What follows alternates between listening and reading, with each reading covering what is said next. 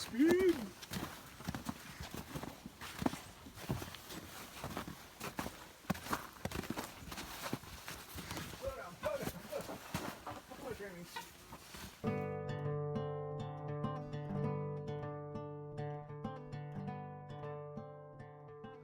So on Christmas Eve day, we had a torrential downpour of rain that changed over to ice and then changed over to snow. And the combination of all those plus lack of maintenance on my part caused this. We had our chicken greenhouse coop collapse under the weight of the snow. So today we're going to try to fix that and kind of look at some engineering issues that I had with the original design of this. So if you've been with the channel for a while, you saw us build this coop several years ago. It's a greenhouse, high tunnel, hoop house, whatever you want to call it. But the function was to overwinter the chickens here so they could get some nice dry place to hang out, have that solar radiation being able to heat them up a little bit during the day. And then, of course, in the spring, be able to get some plants started. We have yet to plant in this, even though we've had it in place now for 2 seasons. And it's really turned out to be a great place for the chickens to hang out. They're creating a lot of good compost and things. But I'll link to the playlist if you want to go back if you haven't seen all the details behind this. But the plan was to build this out of sawmill lumber and 1/2-inch conduit, which is really, really small. But I thought with the way we built it and the way it would shed water that would suffice. But clearly it didn't. So you can see what happened is we just obviously developed a bow, and once that ice built up, it created enough weight to make a cup. And then, of course, once the snow came on, all of that just compounded things. So brought it all down, and then I had this joint fail. So that joint may have kept this side up, but it failed because I was just using standard coupler instead of using the actual greenhouse. I can get out of the sun here.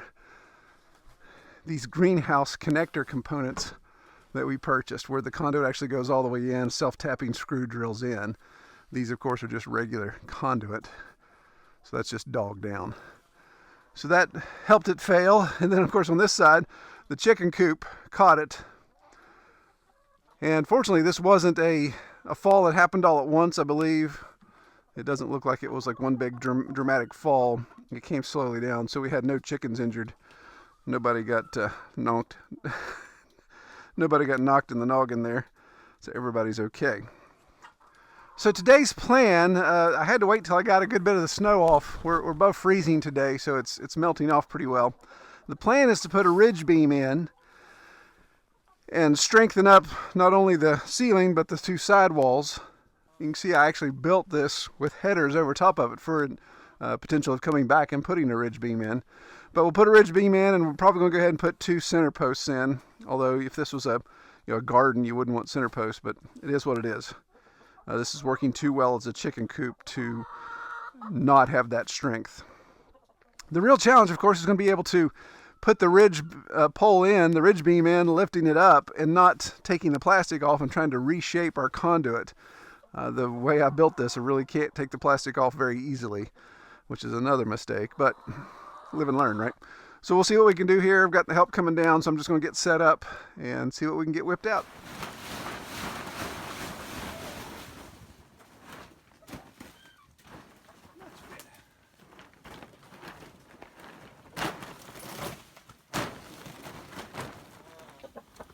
So we had to remove our plastic clips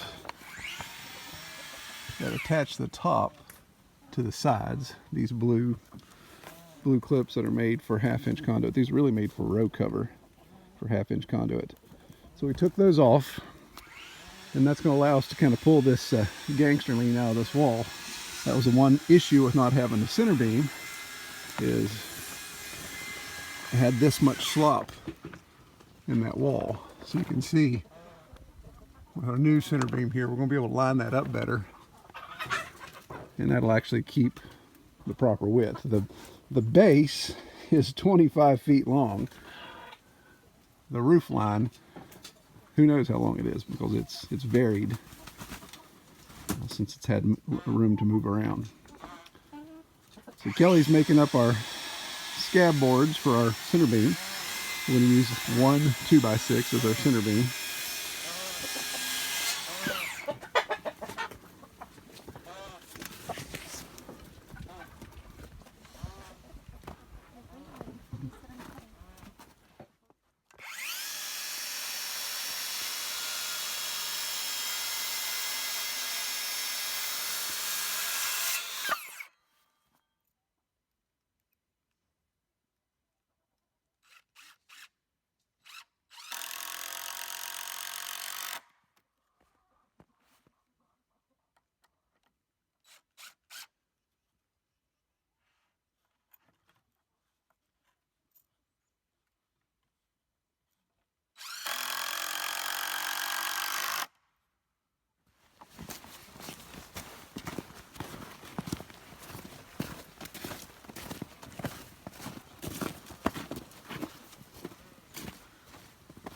Speed, speed.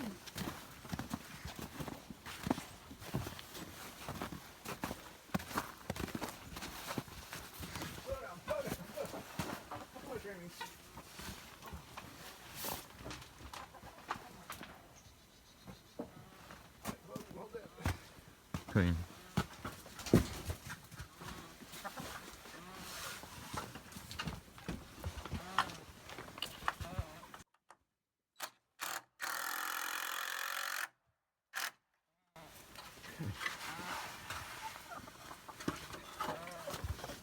Now what we got to watch is we can't pull back and forth on this too much. So, Kelly, you can put it on the ground. Put it on the ground. So stand that back out, or lift it up a little bit so I can get this vertical.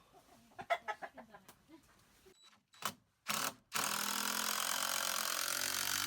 hold that right there.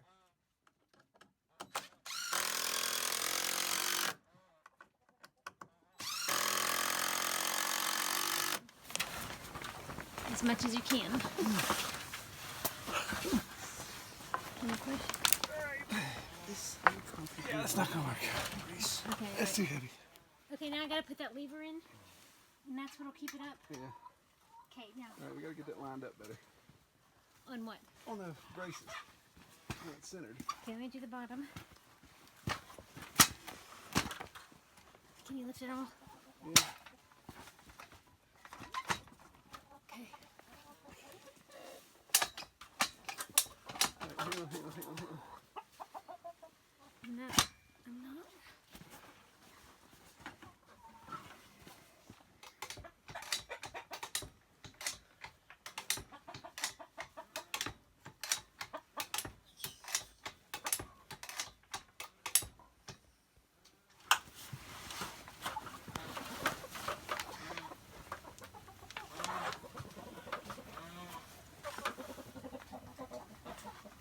Yeah. Give me my drill.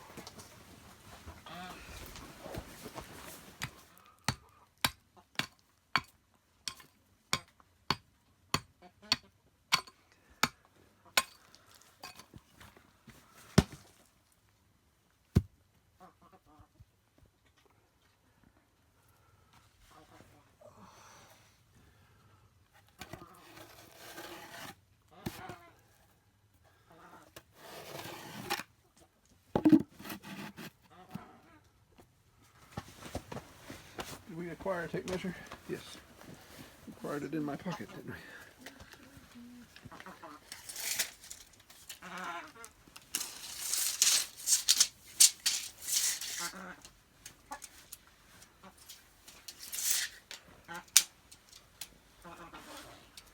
Can I come hold that tape measure down for me, please? Will you?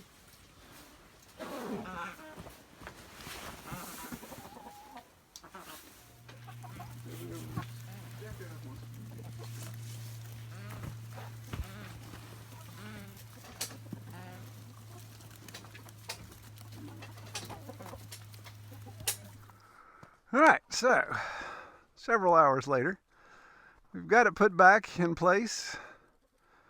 Got the, we had to take the, see these blue clips here, we had to take those off, of course, so we could work our end caps the way we needed to. We were able to stretch it and get it back on. That's actually the tightest that plastic's been in a while. Now granted it's cold, so when it heats up, it'll become a little bigger and stretchier.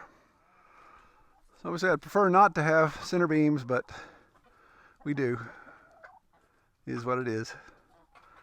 So we've got them on cinder block piers here, leveled up. True 2x4s out of poplar that we milled. And of course, store-bought 2x6s. Don't get me started about that. It's because I didn't have enough, I didn't have any 10-foot 2x6s that I'd milled yet. So interestingly enough, we raised this. We actually raised the actual peak by about 6 inches. By the time I stretched everything out and jacked it up and did what we could, played around with it to get the height that we could to maximize it, that's what helped straighten up the plastic as well. To the point that the plastic isn't even touching the conduit here. Now that conduit's got a little bit of a fish belly in it because all that weight pushed it down, and there's no way I could bend those back out unless I took them off and straightened them individually. So instead of being a perfect straight line, it kind of has this. So we'll just have to watch. If it's one of those things where ice and things build up again, it could start to weigh that down. But this center beam is definitely going to keep that from being a collapsing issue. If anything, it should just suck the sides in. But I don't think we'll have that issue. So I overbuilt these door headers over our entrance. Again, they weren't load bearing at any time, but I went ahead and put a 2x6 doubled up header in it just for the fact if I ever needed a center beam, I could do it. So that worked out well. Didn't have to re-engineer any of that. The hardest part, as you saw in some of the footage, was just jacking this up. And we literally did a lot of jacking around to jack up one end, move it, jack it up, move it. It was all that resistance was not just weight, it was the bent shape of those conduit pieces trying to keep that new bend shape. So we were literally straightening it out as we went. Tell you something that's a Greek tragedy is there's 3 10-foot long 2x6s from the box store, and that was over $40, which just absolutely blows my mind, which just reminds me and encourages me, inspires me to keep milling. And even if I don't have a specific project, have some basic dimensional lumber ready for such a situation like this. If I'd have had 2x6s already milled, then it wouldn't have cost me a dime. But trip to town and $40 later, I get 3 stinking boards. So that's a little frustrating. But that encourages me to keep some milled inventory. So we'll need to fire the mill back up again and get some 2x4s and 2x6s going. I think I've just got a couple of each left now. So got to hook my LED light back up. It bit it in the collapse, but fortunately it didn't break. It actually still works. So we're just going to hook it back up here. Got that on a timer, so it kicks on at 4 in the morning and kicks off at 9. That way, that's how we're getting 30 plus eggs a day, because we've inspired them to lay eggs. So there are plenty of should haves and would haves that have come out of this scenario, this situation. We're looking back to say, well, if I was building this again, what would I change? And honestly, if I was building it again, I'd probably just go ahead and scrap the 1/2-inch conduit. The reason I chose that was the equipment I had to bend it, the cost of the 1/2-inch. I really wanted to try to keep it on the low. The plastic was the most expensive component out of all this. But looking back in hindsight, what I probably would do again if I ever did this would just simply be build a structure all out of sawmill lumber. Go ahead and do the ridge beam, go ahead and do wooden rafters, and just stretch plastic over a solid wooden frame. You got the sawmill, so that would make the most sense. So yeah, so if this thing bites it at some point worse than it did, then we may replace it with that. But I think the plastic's still holding up really well. I think barring any massive issues with snow now or some crazy storm, it should be able to handle it for another couple years. Well, we appreciate everybody watching. Take care. Got some hungry pigs. They ain't ate yet. Hungry pigs. Chickens need to be in bed by the time I get back.